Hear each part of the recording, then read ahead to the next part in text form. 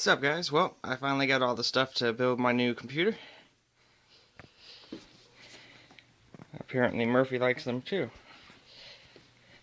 Well, anyway, just in case you didn't watch the first video where I unboxed, or not unboxed, but showed everything, here's a 1TB hard drive from Seagate. That's 8 gigs of 2133 MHz RAM from Gskill. We have a AMD FX 8320 for the CPU.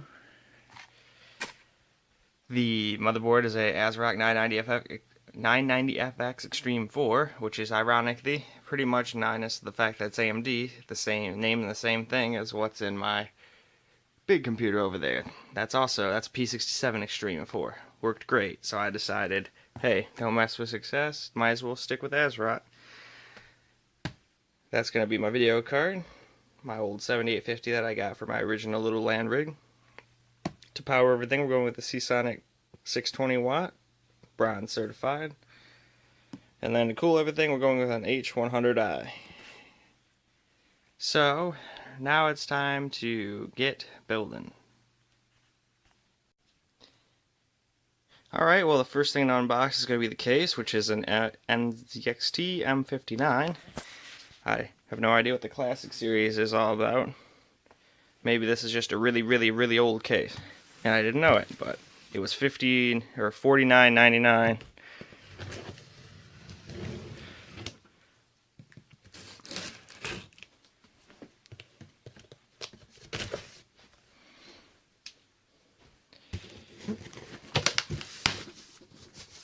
Alright, let's see what we got in here. Oh, it's in that way. That's what I kind of was thinking. I was like, there's no way. That's a really odd way for a box to be. Alright, so let's just turn that over like this.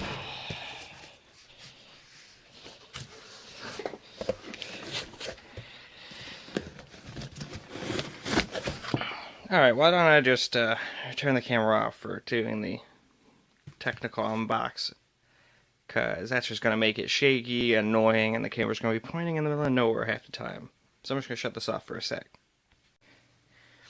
Alright, well, there we go, it's unboxed. Up at the top we got two places for a 120 or 140 fan. That's where I'm going to be putting the H100i. We have a 120mm fan on the side here. And then on the back, we have another 120. Power supply mounts at the bottom. Plenty of expansion cards and ventilation, where the I/O shield goes. Here's some holes for water cooling tubes if you wanted to go the custom route. Although, if I was going to do custom water cooling, I would definitely get a bigger, more expensive case that has a little bit more places to put stuff. But if you went with a bunch of single 120 rads, it could still do it. And then one at the top, or 240 at the top, that'd be great. Or 280, I mean.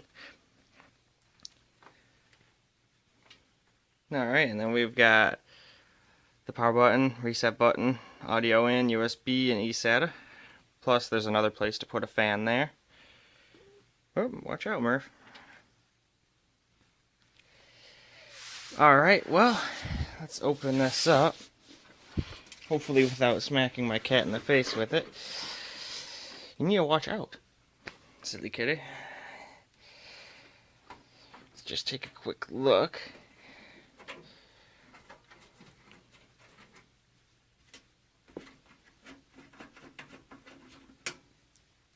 We'll just put those up there for now. Put those up there.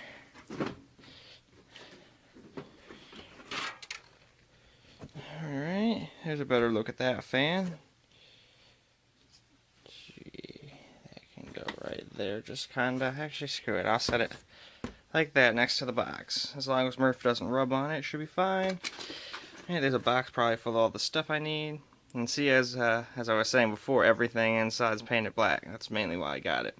Well, besides the fans, I don't know why they made those white, but whatever, no big deal. So anyway, time to start getting this thing built. So I guess now I'll get the motherboard out of its box and power supply and all that stuff and start putting that in. Alright, well, we got the power supply open. Gonna put that in first. Use manual. Where's that? I got a little case sticker and a Mobo NZXT fan connectors, I think. Yeah, two. Or wait, no. I'm not actually sure what the hell that is for.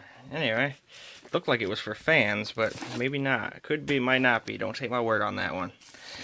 Alright, let's get this out of there. Maybe. There we go. Get the box out of the way.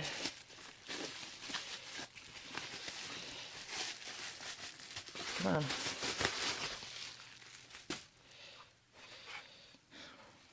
Alright, well there we go. There's our power supply.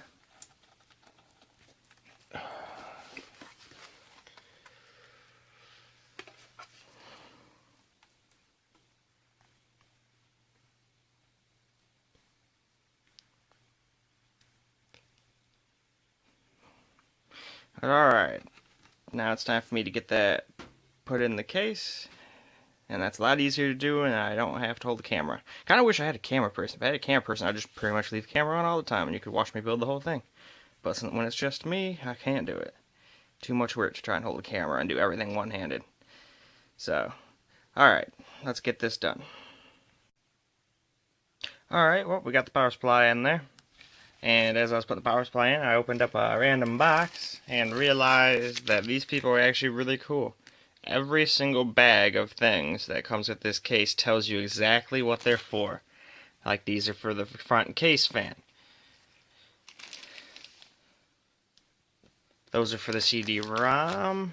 These are for the hard drive. These are obviously for the chassis. And these are for the motherboard and PSU. So I just thought I'd show that real quick. I thought that was pretty cool. And then the rest of the stuff in the box for the case is just the owner's manual and all the toolless stuff for the CD-ROM drives and hard drives and stuff, I believe. So we'll put that over here for later. Alright, now it's probably time, well, there's nothing else in there for me to install this front fan, so I'll get on doing that next. Alright, well, the front fan is in there, kind of hard to see, but put a front fan up in there. And now it's about time to put the motherboard in. Oh, speaking of other random things, now that I took the other side panel off, and now I see that there's also a coal cutout. So, if anything ever happens to my water cooler, I can just take it out and put another one in without having to take my whole motherboard out. I like that. First case I've ever had that has a little hole like that. But yeah, let's get that motherboard in there right now. Alright, let's see what kind of accessories we get with this 990FX Extreme 4. Alright, we get a very nice colored I/O shield. Setup guide. A quick installation guide that is the size of a small book. I'm assuming pretty much every language known to man is in there. Oh, it looks like there's also, yep, driver disc and a case badge that I won't be putting on. What else we got here? I have no idea what's in there. I'll have to unroll that and see. Oh, we got some random audio extender cable. That's kind of cool. We have a Molex to SATA power connector. SATA. Another one of those Molex to SATA. USB 3.0 little shield thing. Something I'll definitely be using since I plan to overclock. They give you a little fan to go on the North Bridge, or not North Bridge, but I think the VRMs. Another SATA. Actually, they give you IDE. This thing actually does IDE, surprisingly enough. So, and then there's a USB 3.0 front thing. Well, I don't know if I'm going to use that or not. I don't have any USB 3.0 stuff, but it'd be nice to have it when I need it. So there's all the accessories.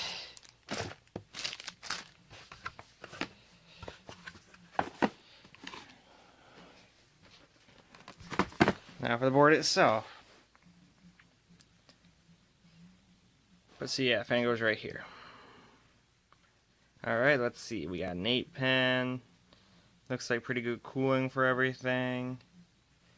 Let's see. Wow, 3 PCI Express things. So this actually does 3-way SLI, I think.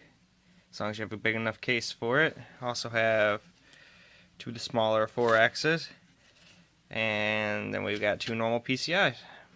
Then we got a little south bridge down there by the lonesome. But yeah, let's take that off so we can see all the other little connectors down here. Yep, there we go. We got the IDE connector.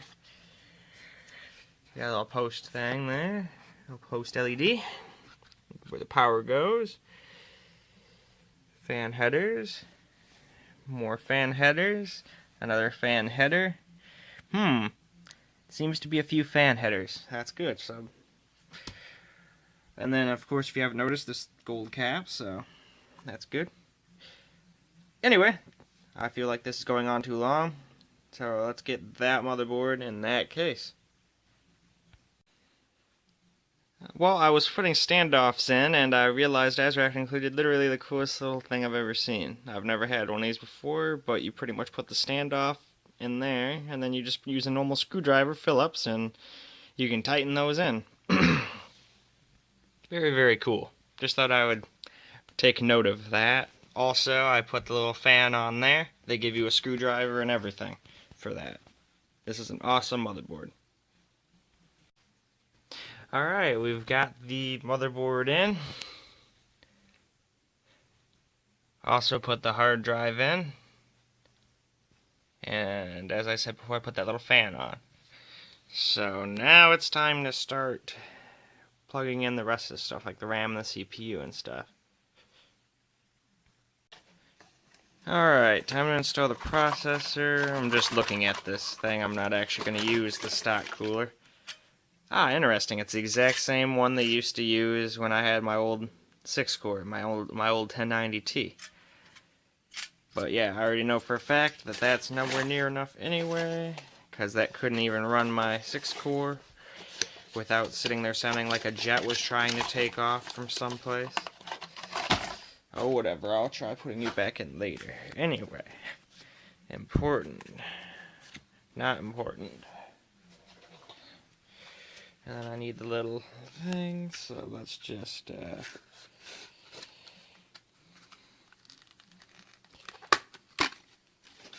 we go.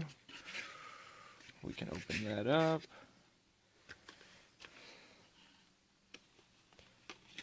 Ah, nice. It looked like they learned their lesson. There's no stupid, lame foam or whatever to get stuck in there this time. Alrighty.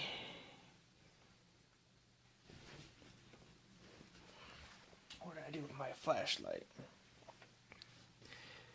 Alright, that's where the little arrow is. That's all I needed to see.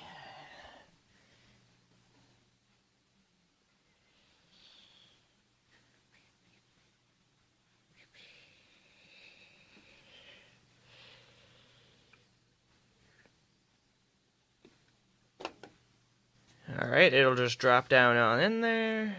And now we can lock it into place. Easy. Alright, so now we've got all that in. I guess now I'll put my video card in, and then start wiring everything up, and then I'll install the water cooler. Alright, we got pretty much everything installed now. I have to do some cable management, and I need an extension cable for the 8-pin. I can't route it behind the motherboard, so I need an extension cable. So now all that's left, I believe, is to install the water cooler. Alright, well I ran into a snag. I'm installing Windows right now. But the water cooler does not fit on the top here. First off, the screws are not lining up. I mean, I guess that's my fault. I probably should have done a little more research on that case. I just figured, hey, it can fit 2 120s on the top. Alright, it'll fit the H100. Nope, not like that at all.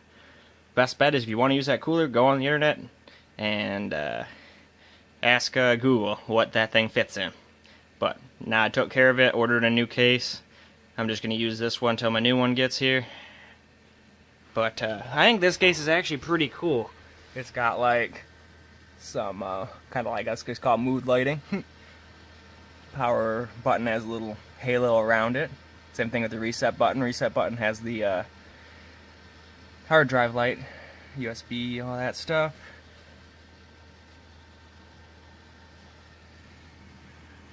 Alright, and then there's the side fan there that you can't really see, but it glows too. It blows right on to where my GPU is, so that's good. But yeah, I'm just using the stock cooler right now till I can get, I just want to see if everything worked, because I figured how lame would it be if I got my new case, and then all of a sudden, like, the motherboard didn't work, or the CPU didn't work, or something else didn't work, and it would just prevent me from, you know, finishing this. So I figured now this is a great chance to, you know, just test stability. I just won't do any overclocking whatsoever. Probably won't even play games on it right now. Because I just don't trust that stock cooler. I remember what that thing was like on my old 1090Ti. And that thing sounded like a jet taking off just sitting on the desktop. And I reseated it a million times, so I know it was on there as good as it was going to get. It wasn't my problem. Anyway, though, I'm going to let this install Windows, and we'll see what's what once Windows is done. Alright, well, Windows is all installed and everything. Right now I'm just running through some old 3D Mark 06 because it was like the easiest thing to install on there. Just testing for temps and stability and whatnot. And I can tell you one thing, I don't know if you can hear it, but that stock cooler is freaking loud. Just as loud as I remember it. But hopefully next time, sometime next week, I will get my new case and I can install the H100, and then that won't be a problem. I'm kind of glad AMD gave me a cooler now. Otherwise this would be completely useless and I wouldn't even be able to test to make sure everything else works, which everything else seems to be perfectly fine. Besides one weird thing, it seems to not like to keep the RAM at 2133 when it restarts. It'll sit there and fail to boot, and then I'll have to go back in. I upped the voltage on it a little bit to like 1.65 from 1.6. Maybe it just didn't have enough volts to run at the speed, I don't know. It was not running right, but hopefully I'll be able to remedy that. But anyway, till the next video, peace out, guys.